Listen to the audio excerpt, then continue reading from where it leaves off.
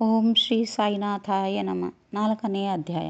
ಈ ಹಿಂದಿನ ಅಧ್ಯಾಯ ಯಾವಾಗ ಶ್ರೀ ಸಾಯಿ ಸಚ್ಚರಿತ್ರೆಯನ್ನು ಬರೆಯಲು ಒದಗಿದ ಸಂದರ್ಭವನ್ನು ವಿವರಿಸಿದ್ದೇನೆ. ಈಗ ಈ ಅಧ್ಯಾಯದಲ್ಲಿ ಬಾಬಾರವರು ಮೊದಲು ಶಿರಡಿಯಲ್ಲಿ ಕಾಣಿಸಿಕೊಂಡ ಬಗೆಯನ್ನು ವಿವರಿಸುತ್ತೇನೆ. ಯೋಗಿಗಳ ಜೀವಿತೋದ್ದೇಶ. ಧರ್ಮವು ಅಳಿದು ಅಧರ್ಮವು ಯಾವಾಗ ತಲೆ ಎತ್ತಿ ಮೆರೆಯುತ್ತದೆಯೋ ಆಗ ನಾನು ಅವತರಿಸುತ್ತೇನೆ. ದುಷ್ಟರನ್ನು ಶಿಕ್ಷಿಸಿ ಶಿಷ್ಟರನ್ನು ರಕ್ಷಿಸಲೋಸುಗ ಧರ್ಮವನ್ನು ಸ್ಥಾಪಿಸಲು ನಾನು ಯುಗಗಳಲ್ಲಿ ಅವತರಿಸುತ್ತೇನೆ ಎಂದು ಭಗವಾನ್ ಶ್ರೀಕೃಷ್ಣ ಹೇಳಿರುತ್ತಾನೆ. ಪರಮಾತ್ಮನ ಉದ್ದೇಶವಿದು. ಅಂತೆಯೇ ಅವನ ಪ್ರತಿನಿಧಿಗಳಾದ ಸಾಧು ಸನ್ಯಾಸಿಗಳ ಜೀವಿತೋದ್ದೇಶವೂ ಸಹ ಇದೇ ಆಗಿರುತ್ತದೆ. ಅವರು ತಮ್ಮದೇ ಆದ ಒಂದು ರೀತಿಯಿಂದ ಈ ಗುರಿಯನ್ನು ಸಾಧಿಸುತ್ತಾರೆ.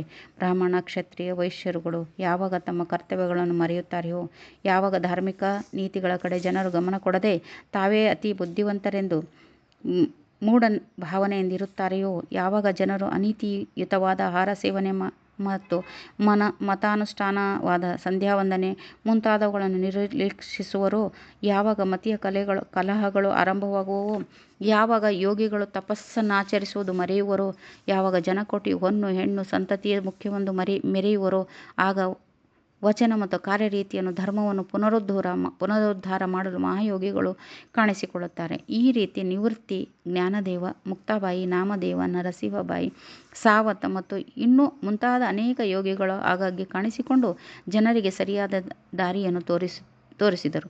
ಕೊನೆಯದಾಗಿ ಬಾಬಾರವರು ಶಿರ್ಡಿಯಲ್ಲಿ ಕಾಣಿಸಿಕೊಂಡರು. ಶಿರ್ಡಿ ಒಂದು ಪವಿತ್ರ ಕ್ಷೇತ್ರ.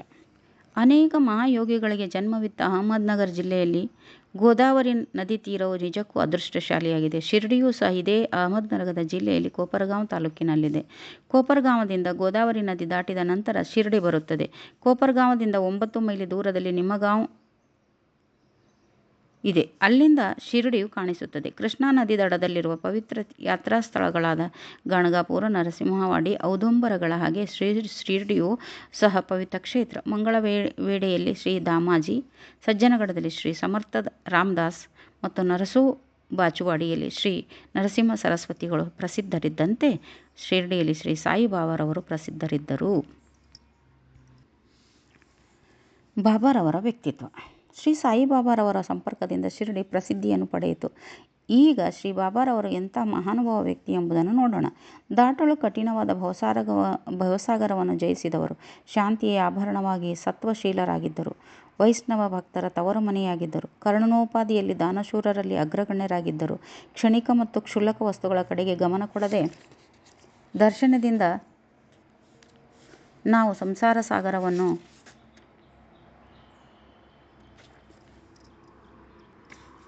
ಯಾವಾಗಲೂ ಸ್ವಾನುಭಾವದಲ್ಲಿ ತಲ್ಲೀನರಾಗಿರುತ್ತಿದ್ದರು. ಅವರಿಗೆ ಪ್ರಾಪಂಚಿಕ ಅಭಿಲಾಷೆಗಳಿರಲಿಲ್ಲ. ಅವರ ಅಂತರಂಗವು ಶುದ್ಧ ಕನ್ನಡಿಯಂತಿತ್ತು.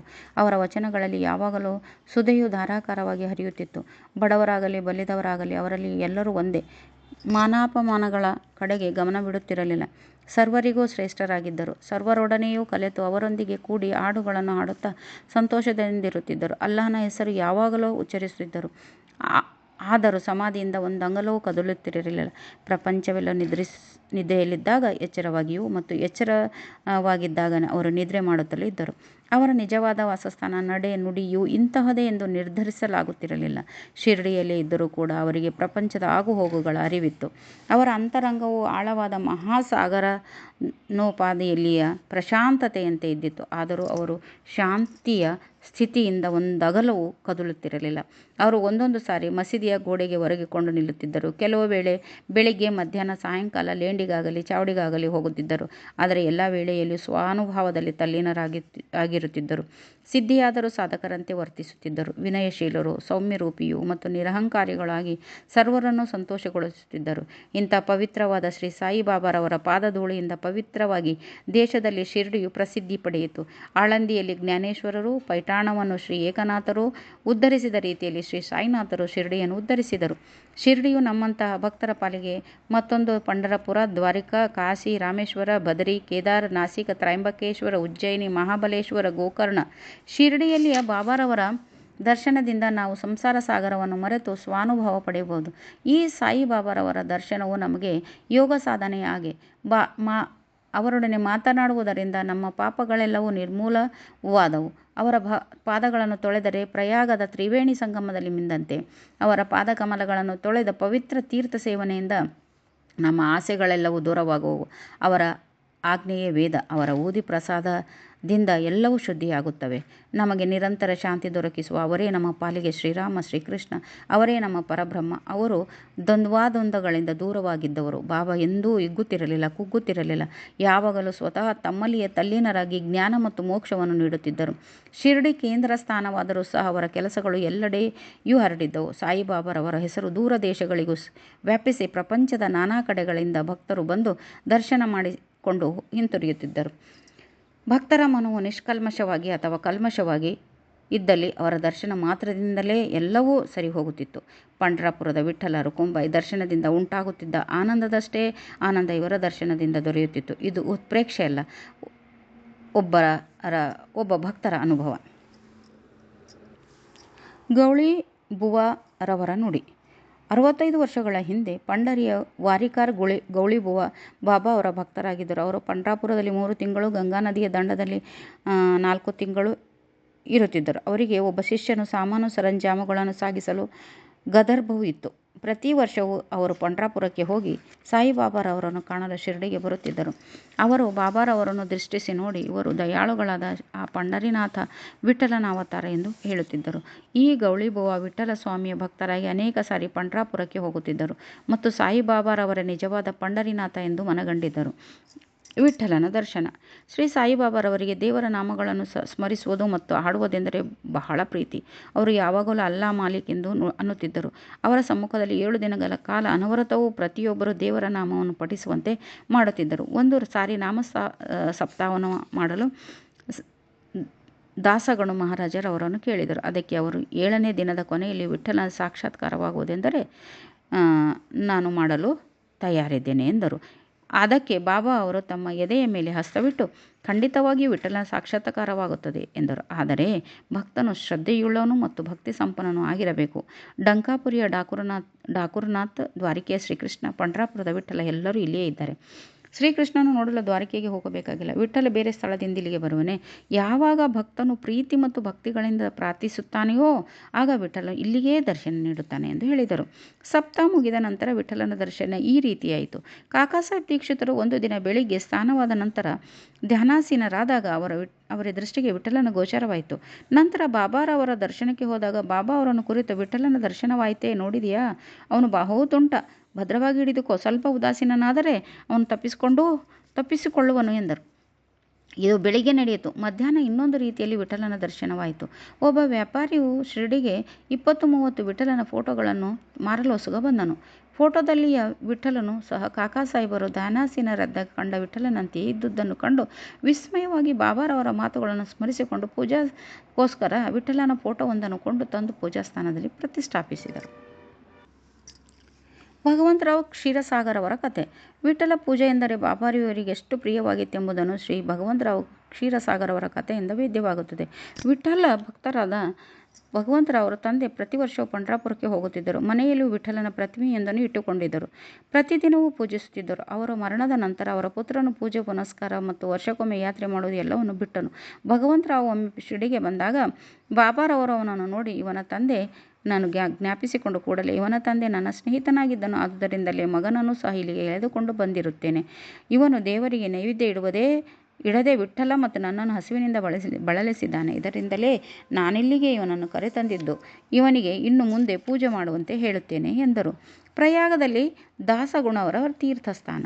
ಗಂಗೆ ಯಮುನೆಗಳ ಮಿಲನವಾದ ಪವಿತ್ರ ಕ್ಷೇತ್ರವಾದ ಪ್ರಯಾಗದಲ್ಲಿ ಮೀಯುವುದು ಶ್ರೇಯಸ್ಕರವೆಂಬುದು ಹಿಂದೂಗಳ ಅಚಲ ನಂಬಿಕೆ. ಅದಕ್ಕೋಸ್ಕರ ಸಾವಿರಾರು ಯಾತ್ರಿಗಳು ಆಗಾಗ್ಗೆ ಅಲ್ಲಿಗೆ ಹೋಗಿ ಮಿಂದು ಬರುತ್ತಾರೆ. ಒಂದು ಸಾರಿ ದಾಸಗಣವರು ಸಹ ಪ್ರಯಾಗಕ್ಕೆ ಹೋಗಿ ಸ್ನಾನ ಮಾಡಿ ಬರಬೇಕೆಂದು ಅನಿಸಿತು. ಆದುದರಿಂದ ಅವರು ಬಾಬಾರವರ ಅಪ್ಪಣೆ ಬೇಡಿದರು. ಅದಕ್ಕೆ ಬಾಬಾರವರು, ಅಷ್ಟು ದೂರ ಹೋಗಬೇಕಾದ ಅವಶ್ಯಕತೆಯೇನೂ ಇರುವುದಿಲ್ಲ, ನಮ್ಮ ಪ್ರಯಾಗ ಇಲ್ಲಿಯೇ ಇದೆ, ನನ್ನನ್ನು ನಂಬು ಎಂದರು. ಇದನ್ನು ಕೇಳಿ ದಾಸಗಣವರು ಬಾಬಾರವರಿಗೆ ಸಾಷ್ಟಾಂಗ ನಮಸ್ಕಾರ ಮಾಡಿದರು. ಆಗ ಅವರಿಗೆ ಕಂಡಿದ್ದೇನು, ಬಾಬಾ ಅವರ ಪಾದಗಳಿಂದ ಗಂಗೆ ಹರಿಯುತ್ತಿದ್ದಳು.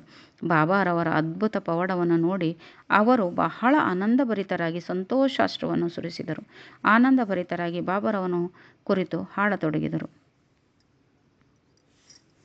ಬಾಬಾ ಶಿರಡಿಯಲ್ಲಿ ಮೊದಲು ಕಾಣಿಸಿಕೊಂಡ ಬಗೆ. ಸಾಯಿಬಾಬಾರವರ ಜನ್ಮ ಹೇಗೆ ಆಯಿತು? ಜನ್ಮಸ್ಥಳ ಯಾವುದು? ತಂದೆ ತಾಯಿಗಳ್ಯಾರು ಎಂಬುದು ಯಾರಿಗೂ ತಿಳಿದಿರುವುದಿಲ್ಲ. ಈ ವಿಚಾರವಾಗಿ ಬಾಬಾರವರನ್ನು ಅನೇಕ ಬಾರಿ ಕೇಳಿದರೂ ಸಹ ಉತ್ತರವೀಯುತ್ತಿರಲಿಲ್ಲ. ಇದುವರೆಗೂ ಅದು ತಿಳಿಯದ ವಿಷಯವಾಗಿಯೇ ಉಳಿದಿದೆ.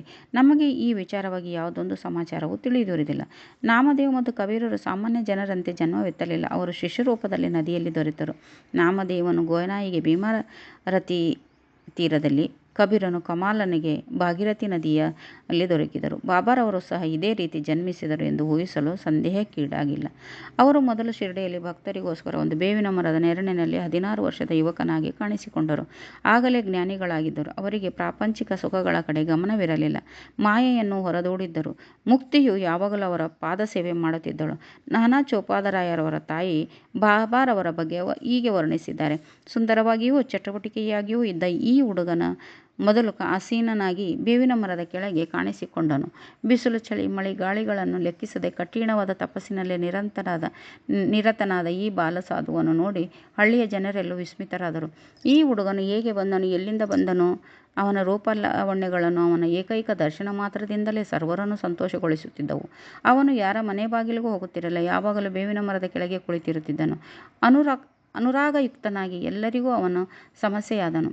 ಒಂದು ದಿನ ಖಂಡೋಬಾ ದೇವರು ಒಬ್ಬನ ಮೈಮೇಲೆ ಬಂದಾಗ ಊರಿನ ಜನರು, ಏ ದೇವ, ಯಾವ ಪುಣ್ಯಾತ್ಮನ ಪುತ್ರನಿವನು? ಇವನಿಲ್ಲಿಗೆ ಬಂದ ಬಗೆ ಹೇಗೆ ತಿಳಿಸಿ ಎಂದು ಕೇಳಲು, ಖಂಡೋಬನು ಒಂದು ಹಾರೆಯನ್ನು ತೆಗೆದುಕೊಂಡು ಬನ್ನಿರಿ, ನಾನು ತೋರಿಸಿದ ಜಾಗದಲ್ಲಿ ಅಗೆಯಿರಿ ಎಂದು ಉತ್ತರವಿತ್ತನು. ಆಗ ಜನರು ಕೂಡಲೇ ಆ ಜಾಗವನ್ನು ಅಗೆದರು. ಅಗೆಯುತ್ತಿರುವಾಗ ಒಂದು ಕಲ್ಲಿನ ಚಪ್ಪಡಿ ಸಿಕ್ಕಿತು. ಅದನ್ನು ತೆಗೆದು ನೋಡಲಾಗಿ ಒಂದು ಹಜಾರವು ಕಾಣಿಸಿತು. ಆಗ ಖಂಡೋಬನು, ಈ ಹುಡುಗನು ಇಲ್ಲಿ 12 ವರ್ಷ ಕಾಲ ತಪಸ್ಸು ಮಾಡಿರುವನು ಎಂದನು. ಕೂಡಲೇ ಜನರು ಈ ವಿಷಯದಲ್ಲಿ ಆ ಹುಡುಗನಿಗೆ ಪ್ರಶ್ನಿಸಲು, ಇದು ನನ್ನ ಗುರುವಿನ ಸ್ಥಾನ, ಇದನ್ನು ಜೋಪಾನವಾಗಿ ಕಾಪಾಡಿ ಎಂದು ಬೇಡಿಕೊಂಡನು. ಆಗ ಅವನು ಅದರಂತೆ ಆ ಜಾಗವನ್ನು ಮೊದಲಿನಂತೆ ಮುಚ್ಚಿದರು. ಅಶ್ವತ್ಥ ಮರವು ಹೇಗೆ ಶ್ರೇಷ್ಠವೆಂಬ ನಂಬಿಕೆ ನಮ್ಮಲ್ಲಿದೆಯೋ ಅದೇ ರೀತಿ ಬಾಬಾರವರಿಗೆ ಬೇವಿನ ಮರವೆಂದರೆ ಅಷ್ಟು ಪ್ರೀತಿ. ಮಾಳಸಾಪತಿ ಮತ್ತು ಅನೇಕ ಶಿರಡಿ ನಿವಾಸಿಗಳು ಈ ಜಾಗವನ್ನು ಬಾಬಾರವರ ಗುರುವಿನ ವಿಶ್ರಾಂತಿ ಸ್ಥಾನವೆಂದು ಗೌರವಿಸಿ ಪೂಜೆ ಮಾಡತೊಡಗಿದರು. 3 ವಾಡಗಳು. ಬೇವಿನ ಮರ ಮತ್ತು ಅದರ ಸುತ್ತಲಿನ ನಿವೇಶಗಳನ್ನು ಶ್ರೀ ಹರಿವಿನಾಯಕ್ ಸಾಠೆಯವರು ಖರೀದಿಸಿ ಅಲ್ಲಿ ಸಾಠೆವಾಡ ಎಂಬ ಪ್ರವಾಸಿ ಮಂದಿರವನ್ನು ಕಟ್ಟಿದ್ದಾರೆ. ಈ ಮಂದಿರವು ಅನೇಕ ಭಕ್ತರ ವಿಶ್ರಾಂತಿ ಸ್ಥಳ. ಬೇವಿನ ಮರಕ್ಕೆ ಸುತ್ತಲೂ ಕಟ್ಟೆಯನ್ನು ಕಟ್ಟಿರುತ್ತಾರೆ. ಬೇವಿನ ಮರದ ಹತ್ತಿರ ಯಾರು ಗುರುವಾರ ಮತ್ತು ಶುಕ್ರವಾರದಂದು ಧೂಪವನ್ನು ಹಾಕುತ್ತಾರೆಯೋ ಅವರಿಗೆ ದೇವರ ಅನುಗ್ರಹದಿಂದ ಶಾಂತಿ ಸುಖಗಳು ಲಭಿಸುವವೆಂದು ಪ್ರತೀತಿ ಇದೆ. ಈ ಮಂದಿರವು ಬಹಳ ಹಳೆಯದಾದುದರಿಂದ ಸಂಸ್ಥಾನದವರು ಅದನ್ನು ಸರಿಪಡಿಸಿ ಸ್ವಚ್ಛವಾಗಿ ಶುಚಿಯಾಗಿಡುತ್ತಿರುತ್ತಾರೆ. ಸಾಠೆವಾಡ ಕಟ್ಟಿದ ಸ್ವಲ್ಪ ದಿನಗಳಲ್ಲಿಯೇ ದೀಕ್ಷಿತವಾಡ ನಿರ್ಮಿತವಾಯಿತು. ಮುಂಬಯಿಯ ಸಲಾ ವಕೀಲರಾದ ಕಾಕಾಸಾಹೇಬ್ ದೀಕ್ಷಿತರು ಒಮ್ಮೆ ಲಂಡನ್ನಿಗೆ ಹೋಗಿದ್ದಾಗ ಆ ಒಂದು ಅಪಘಾತದ ಪ್ರಯುಕ್ತ ಕಾಲುಗಳಿಗೆ ಏಟು ಬಿದ್ದು ಯಾವುದರಿಂದಲೂ ಸರಿ ಹೋಗಲಿಲ್ಲ. ನಾನಾ ಸಾಹೇಬ್ ಚಂದೋರ್ಕರ್ ಅವರ ಸಾಯಿಬಾಬಾರವರ ದರ್ಶನ ಪಡೆಯುವಂತೆ ಪ್ರೇರೇಪಿಸಿದರು. ಅದರಂತೆ ಅವರು 1909ರಲ್ಲಿ ಸಾಯಿಬಾಬಾರವರ ದರ್ಶನ ಪಡೆದರು. ಮನೋರೋಗವನ್ನು ನಿರ್ವಹಣೆ ಮಾಡಿ ಎಂದು ಬೇಡಿಕೊಂಡರು. ಬಾಬಾರವರ ದರ್ಶನದಿಂದ ತೃಪ್ತಿಯಾಗಿ ಶಿರಡಿಯಲ್ಲಿ ನೆಲೆಸಬೇಕೆಂದು ಮನಸ್ಸು ಮಾಡಿದರು. ಶಿರಡಿಯಲ್ಲಿ ಭಕ್ತರಿಗೊಂದು ಮಂದಿರವನ್ನು ಕಟ್ಟಿಸಿ ತಾವು ಒಂದು ಮನೆಯಲ್ಲಿ ಕಟ್ಟಿಸಿಕೊಂಡು ಇದು ಆರಂಭವಾಗಿದ್ದು 10/12/1910ರಂದು. ಅದೇ ದಿನ 2 ಮುಖ್ಯ ಘಟನೆಗಳು ಜರುಗಿದವು. ಒಂದನೆಯದು ಶ್ರೀ ದಾದಾ ಸಾಹೇಬ್ ಕಾರ್ಪಡೆಯವರಿಗೆ ಮನೆಗೆ ಹೋಗಲು ಅನುಮತಿ ದೊರಕಿತು. ಎರಡನೆಯದು ಚಾವಡಿಯಲ್ಲಿ ರಾತ್ರಿ ಆರತಿ ಆರಂಭವಾಯಿತು. ಈ ದೀಕ್ಷಿತವಾಡ 1911ನೇ ವರ್ಷದಲ್ಲಿ ರಾಮನವಮಿಯ ದಿನ ಉದ್ಘಾಟಿಸಲ್ಪಟ್ಟಿತು. 3ನೇ ಮಂದಿರವು ನಾಗ್ಪುರದ ಲಕ್ಷಾಧೀಶರಾದ ಶ್ರೀ ಬೂಟಿಯವರ ಸಹಾಯದಿಂದ ನಿರ್ಮಿತವಾಯಿತು. ಇದಕ್ಕೂ ಲಕ್ಷಾಂತರ ರೂಪಾಯಿಗಳನ್ನು ಖರ್ಚು ಮಾಡಿದರು. ಈ ಮಂದಿರದಲ್ಲಿ ಶ್ರೀ ಸಾಯಿಬಾಬಾರವರ ದೇಹವು ವಿಶ್ರಾಂತಿ ಪಡೆಯುತ್ತಿರುವುದರಿಂದ ಭವನ ನಿರ್ಮಾಣಕ್ಕೆ ವಿನಿಯೋಗಿಸಿದ ಹಣವು ಸದ್ವಿನಿಯೋಗವಾಯಿತೆಂದೇ ಹೇಳಬಹುದು. ಈ ಮಂದಿರವೇ ಈಗಿನ ಸಮಾಧಿ ಮಂದಿರ. ಈ ಮಂದಿರದ ನಿವೇಶನದಲ್ಲಿ ಬಾಬಾರವರು ಪ್ರತಿದಿನವೂ ನೀರೆರೆದು ಒಂದು ತೋಟ ನಿರ್ಮಿಸಿದರು. ವಾಮನ್ ತಾತ್ಯ ಅವರ ಸಹಾಯದಿಂದ ತೋಟವನ್ನು ನೋಡಿಕೊಳ್ಳುತ್ತಿದ್ದ ಬಗೆ, ಪುನಃ ಚಾಂದ್ ಪಾಟೀಲರ ಮದುವೆ ನಿಬ್ಬಣದ ಸಂಗಡ ಶಿರಡಿಗೆ ಬಂದ ರೀತಿ, ಮೈನುದ್ದೀನ್ ತಂಬೋಳಿಯವರೊಡನೆ ಕುಸ್ತಿ ಆಡಿದು, ಇನ್ನೂ ಮುಂತಾದ ವಿಚಾರಗಳ ಬಗ್ಗೆ ಮುಂದಿನ ಅಧ್ಯಾಯದಲ್ಲಿ ವಿವರವಾಗಿ ಪ್ರಸ್ತಾಪಿಸುತ್ತೇನೆ. ಓಂ ಸಾಯಿ ಪ್ರಣಾಮ್.